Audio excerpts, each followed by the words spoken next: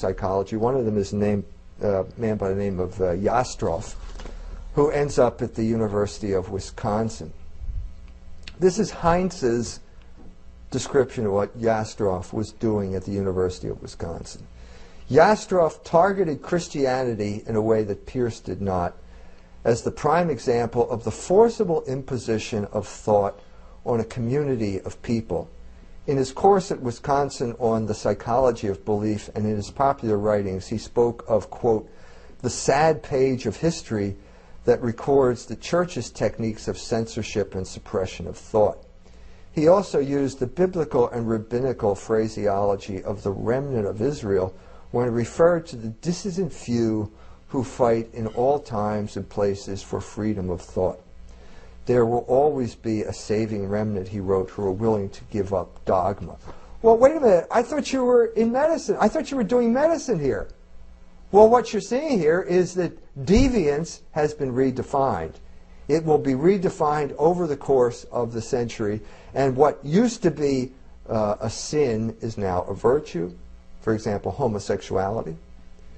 What used to be an aberration is now normal, and what used to be normal, namely, let's say, the revulsion at homosexuality, is now a thought crime under the regime of political correctness.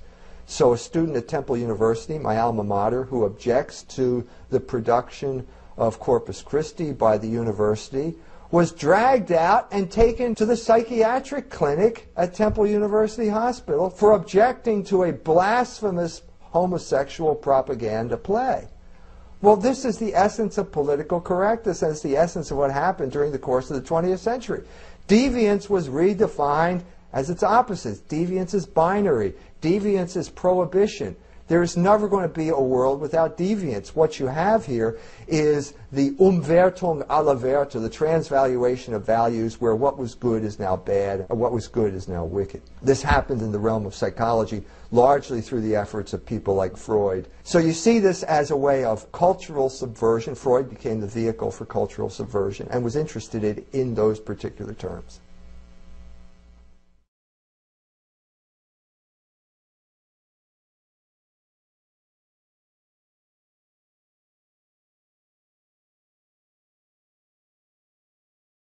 The Frankfort School started in the 1920s in Germany. It was composed entirely of a group of Jewish intellectuals associated with the University of Frankfurt in Germany. They were certainly part of the intellectual left, and seen that way in Germany. When Hitler came to power, he dissolved them. They came to the United States, most of them, and they pursued their studies in the United States. Now, when they came to the United States, they were confronted with a sort of empirical culture that was not so typical of Germany. Germany was more still in this sort of philosophical era. The intellectual life would have been dominated by people like Marx and Hegel and that sort of philosophical idealism or materialism in the case of Marx. And those were where the debates were. Because the English tradition, you can see in American sociology, was much more empirical. You go out and you get numbers. So when they came to America, they really had a need to develop an empirical study. And so they became much more empirically oriented.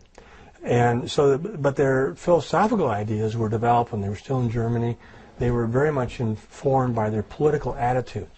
And these people, as I say, they were all Jews. They were deeply identified, strongly identified Jews. And once again, they were fundamentally concerned with anti-Semitism as a problem. And so they viewed their philosophy, and it really was a philosophy before it became an empirical study. It was a philosophy of anti-Semitism. And in that philosophy, they really used fundamental psychoanalytic concepts. So they had the idea that anti-Semitism fundamentally comes from repressing nature. I mean, that's about as psychoanalytic as you can get. By repressing nature, you develop hatred to the Jews. And they even used ideas like projection, which is very much of a psychoanalytic idea. In other words, the idea would be that a non-Jew would have a problem, say, in his economic livelihood or something like that, or he would want power for his own group. Well, he would that is sort of morally questionable, and so he'd repress that and project that onto the Jews. So the Jews would be seen as lusting after power and as oppressing Gentiles, when in fact, according to this theory, it was the Gentiles themselves who wanted power. And it was these, wealthy Gentiles who would get these people to think that it was the Jews who were the problem, when really they were oppressing the Jews, and they were also oppressing, the poorer classes of non-Jews. So this was a theory. It was not based on any data. Once again, it was based on a sort of combination Marxism and psychoanalysis. No empirical data for this. But when they came to America, they couldn't just sell this as a philosophy, because in America you really had to get some data. Psychoanalysis has managed to get by for decades without this, but I think the Frankfort School felt the need to sort of get some kind of verification. So what they did when they got to this country was they started with the authoritarian personality studies. And again, they got at the very elite universities. They're associated with Columbia University, the University of California at Berkeley. And they came up with these questionnaires and so on, essentially designed to tap people's attitudes about Jews and try to show that these were a sign of pathology.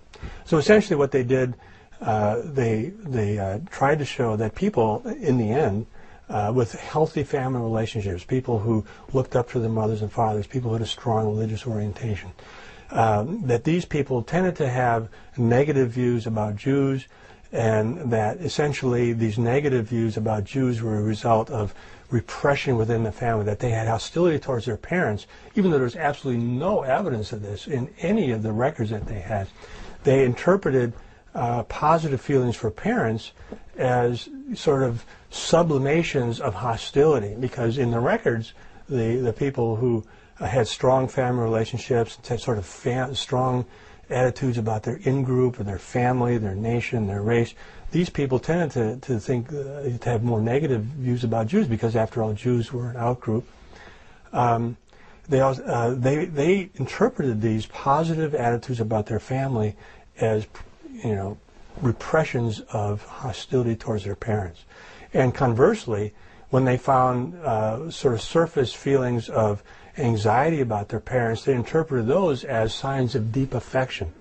And so the people that they were idealizing had sort of anxieties about whether their parents loved them. They had ambivalences about their sexual identity and so on. These are the people that the Frankfort School were promulgating as the ideal liberal personality. The major obstacle was the family. The nuclear family, with the father in the lead role, was extremely dangerous. Frankfurt School saw it as a repressive structure. So the nuclear family, with a certain amount of restraint that's necessary for a family to function, was the place that people learned to be repressed. And they got conditioned to following orders. And this made them into what a later writer, Adorno, would spin into a book called the authoritarian personality. And the authoritarian personality was very bad. It conditioned us for a society where we would follow orders, hence, patriotism. So when the Kaiser called, Germans rallied to the cause. When the President of the United States called, or the Prime Minister of Britain, or the President of France, people, because of the nuclear family, were conditioned to respond to the father figure. Anyway, that all is really pretty simplistic, but that's what they said. So it became very, very important to undermine the family. When I was a student at Johns Hopkins, I can recall in sociology and political science class, they did nothing but talk about this book published in 1950, The Authoritarian Personality. But they talked about it, they analyzed it, they criticized it, they talked about the methodologies and this and that. We actually it was a subject on my exams. But the weird thing was, they never assigned the book for us to read. And of course, it's only much later, you see, when I was browsing a used bookstore, that I discovered the reason why they never assigned the book. Lo and behold, right here on the introductory page, The Authoritarian Personality, copyright 1950 by the American Jewish Committee. This is ethnic politics. This isn't science. This is unbelievable. And so many of the problems now facing white Gentiles, which they may or may not feel yet, arise out of this study and the prejudices, the bigoted positions that are set forth very candidly right in the introduction to the study. Let me read you a short passage which will illustrate the point. The present inquiry into the nature of the potentially fascistic individual began with anti-Semitism in the focus of attention. My, what a surprise, given who's sponsoring the study. The authors, in common with most social scientists, hold the view that anti-Semitism is based largely upon factors in the subject, that is to say, in the anti-Semite,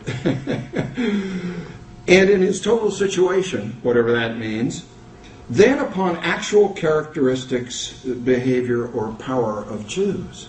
Now that's really interesting. That is to say, the study of anti-Semitism is isolated in this project to characteristics of individuals they identify as authoritarian personalities.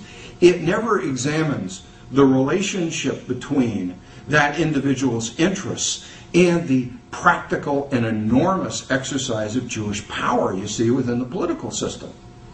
It never examines the consequences and impact of Jewish power upon that individual and his reaction to it, you see, because then the whole subject becomes much more nuanced and, frankly, far less prejudiced and far less bigoted.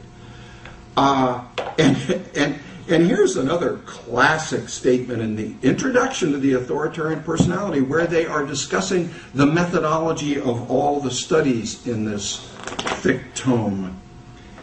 And they say here, groups in which there was a preponderance of minority group members were avoided in the study.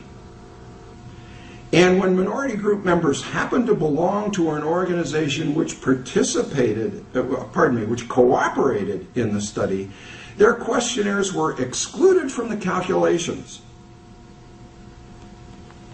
What they're saying there is that, you see, prejudice and racism are uniquely white characteristics.